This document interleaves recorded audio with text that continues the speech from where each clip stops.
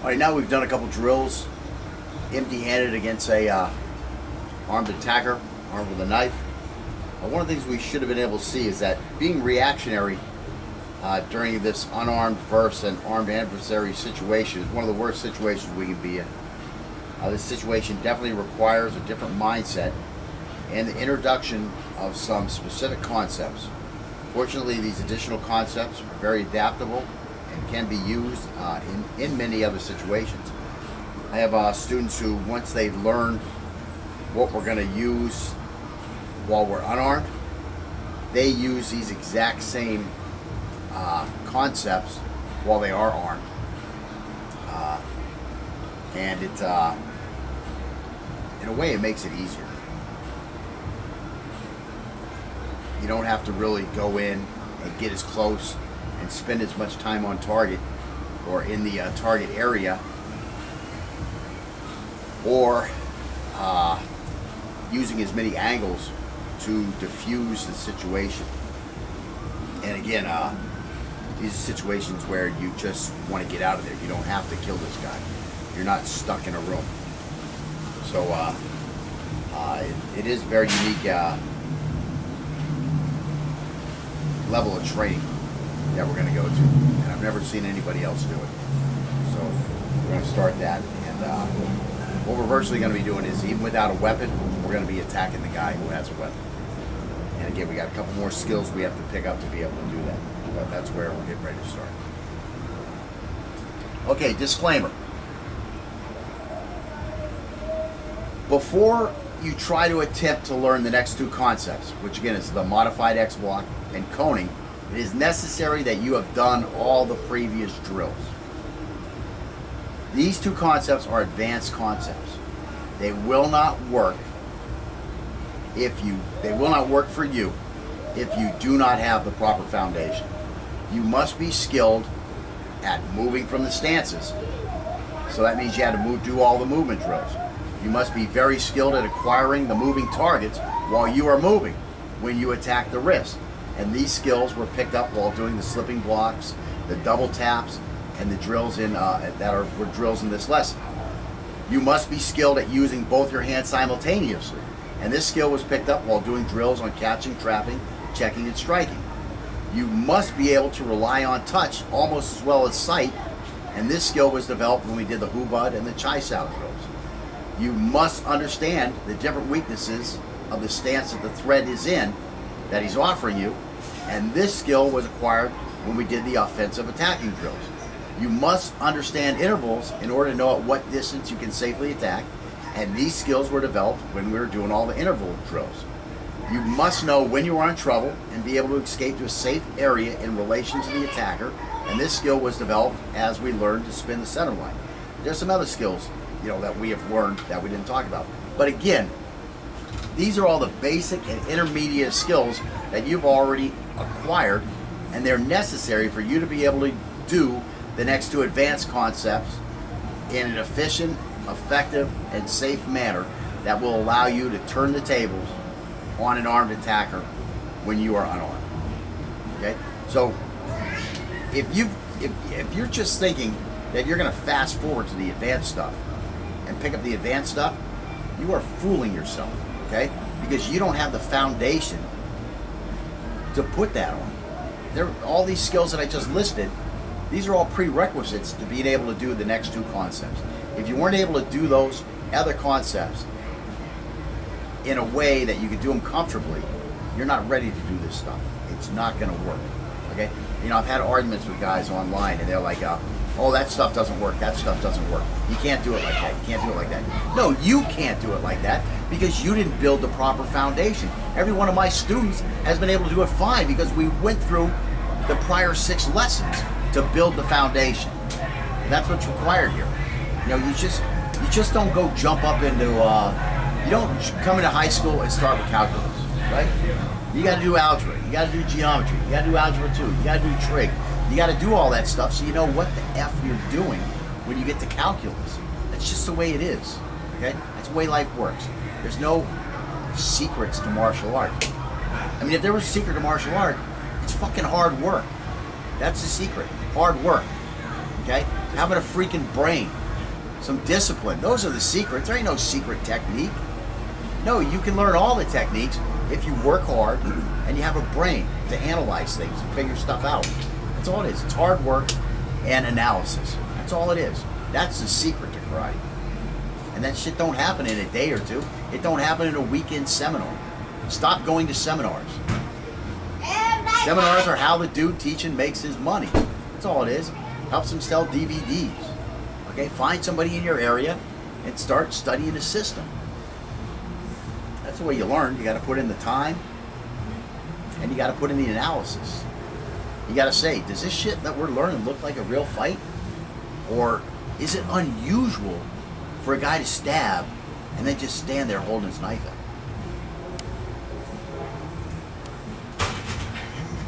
I don't know. Is that the way guys attack in real life?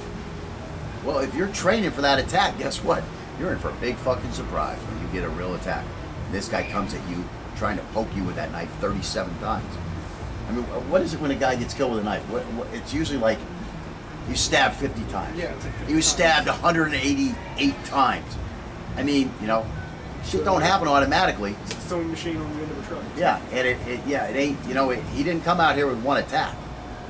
No, this guy who killed this guy, he came out here highly motivated. Modified exploit. Okay, one of the problems that we have encountered when knife fighting is determining where the threat's knife is going and then controlling it after the initial attack. So that's a big problem. I mean, all these different knife defenses you see, okay, this is one for an overhead attack. Okay, this is one for when the guy's stabbing at you. Okay, this is one for when the guy's slashing at you. Well, when he's holding the knife, when do you know which one he's doing? Well, you can look at his grip and you can kind of have an idea of how he's going to attack you because now you're a trained knife fighter. Okay? You can look at how his stance is and get an idea where the knife is coming from. So these things can all help you out. But in general, still, in the flash of time it takes for him to take this knife and do an angle 3 to your face, or was it an angle 5 to your body? You know, in that amount of time, you don't have a whole lot of processing time in your brain. You've got to either, with those two cases, come up here and block this thing this way, or do that X block down. Whatever you learned in your little karate dojo, since you're a little dojo warrior. So you've got to be able to process that in that flash of time. That's the problem, guys. That's the whole freaking problem. And I started in the dojo as one of these dojo warriors, and they taught me this one for the high one, this one for the low one, and I can't even remember what they taught me for the side slashes. But anyways, and then I had a guy pull a knife on me, and what did I do? Fucking just stayed the F away from him. You know, use my footwork, jump back, jump back, jump back, jump back. I can't even remember all the attacks he came at me. I was drunk. But I know that he came at me with slashes somewhere in there, and I know there was a thrust in there, and he probably tried to get me 5 or 6 times, and I just avoided him. You know, when I saw him loading up with the knife, I just jumped back with a little step and drag, jump back with a little step and drag. What I had done to avoid my sensei side kicks for the past year, you know, just jump back and get your arms up, you know, that type of stuff. That's all I did, and that worked for me. My buddy was pounding his buddy in. Didn't work out so well for him because he was on the ground fighting. And we're screaming. He didn't hear him. He's too busy putting 80 stitches in this guy's face. And he got stabbed, almost stabbed in the heart. So anyways, that was when I realized, I mean, I could do those techniques great in the dojo.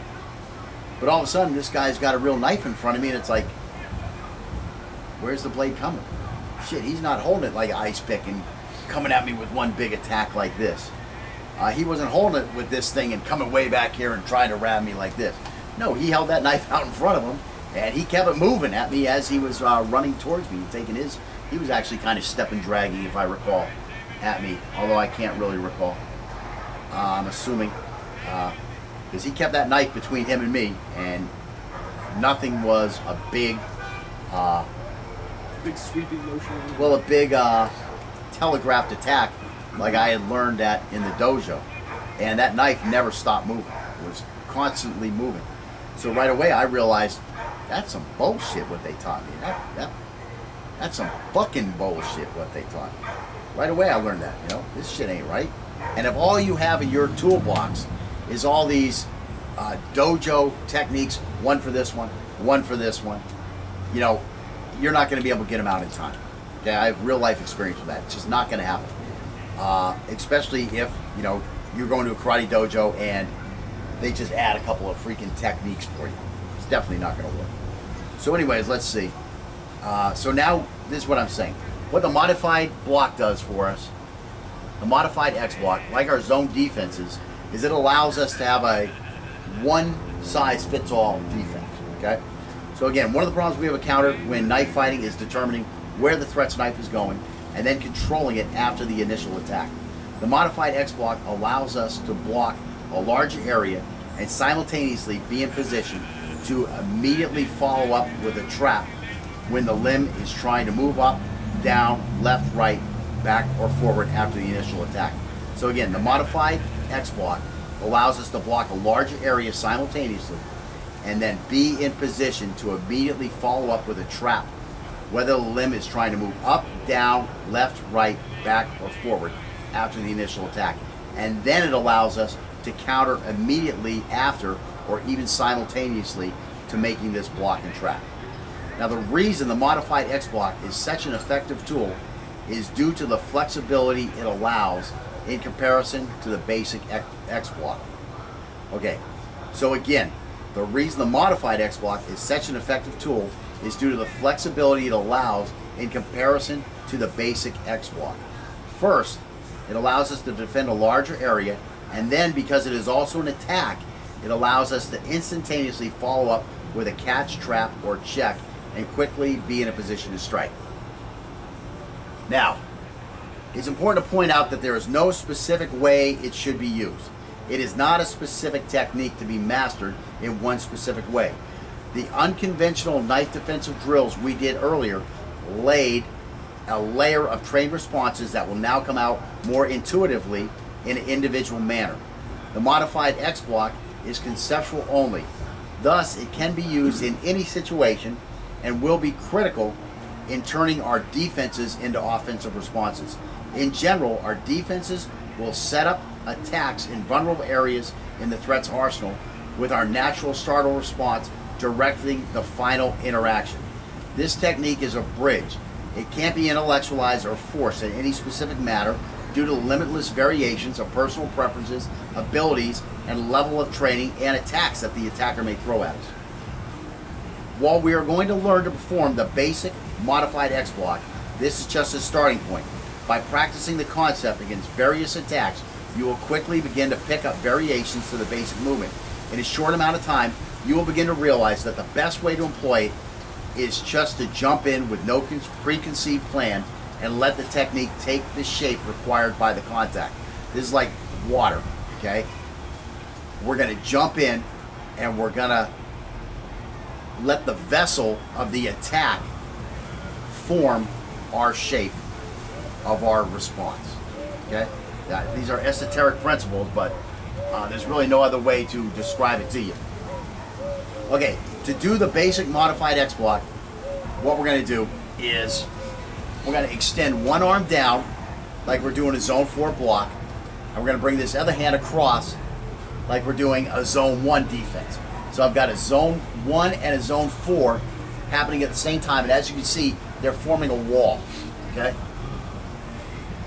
And make sure I'm just describing this as I'm writing it, because I might start describing it as the way I'm using it, which isn't the basic way at all times. Again, we want the elbows to be close or touching one another. In this position, we'll be able to step off the threat's fighting center while simultaneously defending zones 1 and 4. Should the initial attack be a feint or a combination attack, the follow-up attack can be defended by moving the arm that had previously defended zone 1 into a zone 2 or a zone 4 defense. So again, I came over here, let's say I make a block and now here comes another attack, or he feints and now comes another attack. Well, now I can come over here and I can boom, I can now handle zone 2 with this same hand, okay? If this hand's down here and now he's coming over here, well, now I can come across here and use a zone 4 from that same initial defensive maneuver. Now with the other hand, I can take this one where it had defended on a zone 4, and now I can move it up to zone 1, to zone 2, or I can even bring it across into zone 3 over here, take it into zone 3 here. So again, these aren't hard and fast blocks. This is movement. You know, we need to be keep these hands in continuous movement in some form or fashion. Okay, so again, or we can bring any of this hand back up just to protect our neck and face, or again to attack the threat's eyes after we've controlled and gotten the knife off of the center line with one of the other hands. Okay, in no case should this defense be performed while retreating or standing still even. This is an advancing defense that will cause the threat's knife hand to be trapped in an area where he will have a hard time redeploying it, while simultaneously allowing one of our hands to be in an area where we will be able to counterattack or catch the threat's weapon hand if we are so inclined. Okay, because the modified X block works in combination with our forward movement, we will also be ready for the threat to quickly retract his knife after an attack. That's the big thing you always hear about an X block. You do the X block, he comes in with a knife, he retracts the knife, he cuts you. Okay, that's a very valid point of contention to using the standard X block, the old, martial arts X block that everybody learns early on in their training. Now the reason, again, because the modified X block works in combination with our forward movement, we will also be ready for the threat to quickly retract his knife after an attack. This is because this is where we are trying to trap his knife hand anyways. This is where we know his hand is probably going after an angle. Meanwhile, if his hand doesn't immediately retract, it will be in contact with our arms where we can redirect it away from us. Okay, so again, this guy comes in with a 5, okay? Now if we X block this thing, and he's got a double-edged knife, or if he knows to roll that wrist over, when he retracts and he cuts us. Okay. Well, as trained knife fighters, don't we know that his knife, when it goes out, it has to come back? It's like a ball. It goes up in the air. What does it have to do? So when his knife goes out, he's going to have to pull it back. If he leaves it out there, that's fine. We're just going to be sliding up his arm, and we're going to pin his arm next to his leg now, and then we can attack with our other hand. If he pulls it back, well, that's where we were going anyways. Now we're just going to pin it right in where he was going to rechamber it for another attack. And we use our other hand and we stuff that into his eyes. He comes here, and he wanted to immediately come back. Well, we're already on top of that. We got a hand here, and as it comes back, we just push it off to the side as we stuff our other hand in his face. And how come are we able to do those two movements? Well, what have we been doing in this lesson so far? We've been practicing acquiring the target and getting a hand in his face. What have we been doing on all those other ones? We've been acquiring the target with our knife hand and then trapping or catching with the other hand. These are skills we've been practicing for a long time. That's why we're going to be able to do it. If you're just jumping here and you're trying to jump in, you're going to have a lot of problems with this. And unfortunately, you might pick up a lot of bad habits because you didn't lay the foundation in the proper way. Okay, now all this is going to be happening very quickly. That's why you have to jump in and dictate the action right away on this guy. I mean, you know where that knife is going because you now understand how it is to attack somebody with a knife. You know that there's certain physical properties that you have to do. When the knife goes out here, it can't just come up here into an angle 6 or 7. No, it went out here in a 5, right? Now it has to come back and then go here. I mean, even try to use a continuous flow, you're still going to have to kind of circle this thing and bring it back up here. But it has to go back. And in that moment, that's the what's the word I'm looking for? That's the space, the gap, excuse me. That's the gap that we're going to fill by moving forward with this technique. The gap that he wants to use to reload it, as he retracts the blade, we're going to be filling that gap. That's why we have to move in while we're doing this. We fill that gap, we trap his hand, and that's where it gives us that extra time to make sure we get in a good counterattack.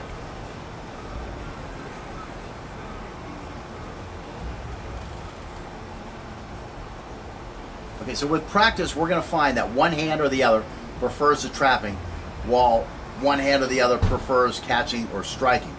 As we face different types of attackers, we must think about the angles they can perform best and adapt our strengths to best contend with the angles. So again, you know, this guy is a reverse fighter. You need to know, oh, these are the angles that he can perform. These are the angles that he can't perform. So now you're going to adjust your technique for that. This guy's holding the knife in the left hand, and you feel that you're going to go to this side. Well, you know which angles you're going to have possible problems with and which ones you're not. So again, account for the ones that you're going to have problems with, and everything else will be easy after that. So what we're going to do now is we're going to do some skill sets to start bringing this concept to life for you, and we'll show some video of that.